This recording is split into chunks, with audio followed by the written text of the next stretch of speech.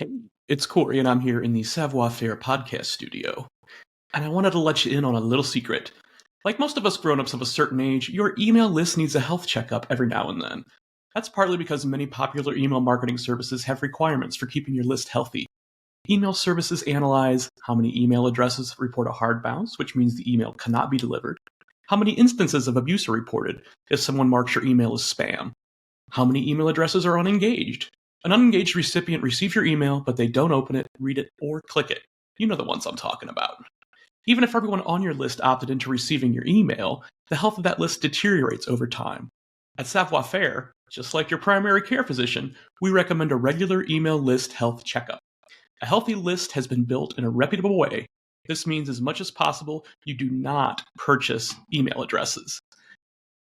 A healthy email list is organically grown, typically through inbound lead generation. This includes using helpful and educational content to attract and entice people and to get them to voluntarily opt in. A newsletter or blog subscribe form is another way to grow your list.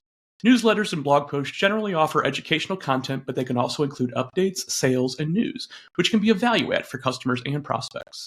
These methods are in contrast to email acquisition via list buying, site scraping, or acquiring emails of people who have not opted in. In general, sending to cold leads is risky when using an email service provider because you could see a lot of bounces or your messages could be marked as spam. Also, for many email service providers, using a purchase list is against their terms of service. Like our bones and joints, your list of cultivated email addresses will naturally decay over time.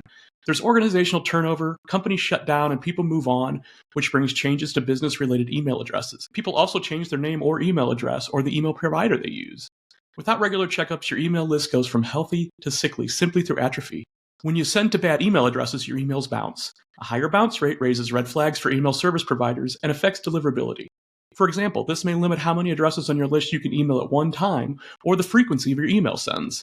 If your email sending domain is also your site's domain, you also risk your website getting blacklisted.